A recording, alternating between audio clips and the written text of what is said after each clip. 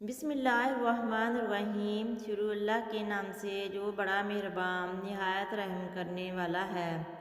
کوئی رشتہ کوئی جذبہ کبھی مشکل نہیں ہوتا، ان کے بھی پاؤں ہوتے ہیں، بس ہمارا سلوک اور رویہ دیکھ کر کبھی یہ بھاگ کر قریب آ جاتے ہیں اور کبھی آہستہ آہستہ دور چلے جاتے ہیں۔ جو زندگی تمہیں بستر سے مسلح تک نہیں لے جا سکتی، اس لولی لنگڑی زندگی پر کیسے تم گمان کیے ہوئے ہو کہ وہ موت کے بعد جنت تک تمہیں لے جائے گی۔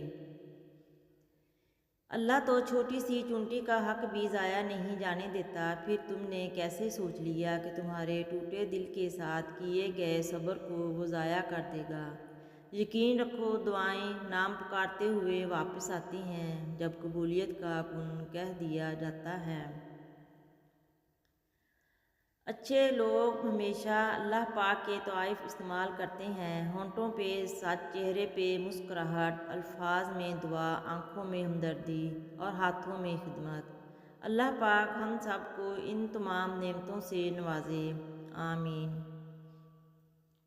بات بات پر ماں بہن کی گالی دینے والے کی گندی زبان سے ایک دن تاثیر چلی جاتی ہے اور پیچھے منہ کا کینسر چھوڑ جاتی ہے۔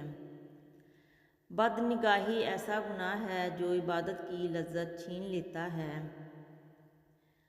کچھ نیکیاں چھپی ہی رہ جائیں تو کامیاب رہ جاتی ہیں، حالانکہ وہ ایسی ہوتی ہیں کہ اگر انہیں مخلوق کے سامنے ظاہر کیا جائے تو عزت میں اتنا اضافہ ہو سکتا ہے جتنا انسان نے ساری زندگی کے لیے چاہا ہو، لیکن کچھ نیکیوں کا گواہ صرف فرشتوں کو ہونا چاہیے۔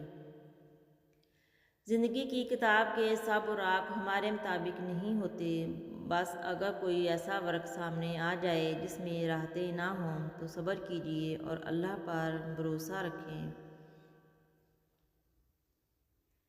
اگر آپ بآسانی سانس لیتے ہوئے آکسیجن اندر لے جا سکتے ہیں اور کاربن ڈائی آکسائیڈ باہر پھینک سکتے ہیں تو سب سے پہلے الحمدللہ کہیں، الحمدللہ کہیں، کیونکہ دنیا کی 20% سے زائد آبادی کو سانس کے مسائل کا سامنا ہے۔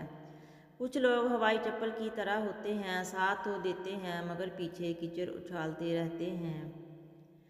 حضور اکرم صلی اللہ علیہ وسلم نے فرمایا، اگر بیماری سے بچنا چاہتے ہو تو کھانے پینے کے برتن ڈھانپ دیا کرو، جب سارے دروازے بند ہو جائیں تب تم اسے الفتح پاؤ گے، جب تم یقین کے ساتھ اس کے روبرو دعا کے لیے ہاتھ اٹھاؤ گے تب اسے المجیب پاؤ گے، جب اپنے معاملات کا فیصلہ اس پر چھوڑ دو گے تب اسے الحکیم پاؤ گے۔ جزاک اللہ۔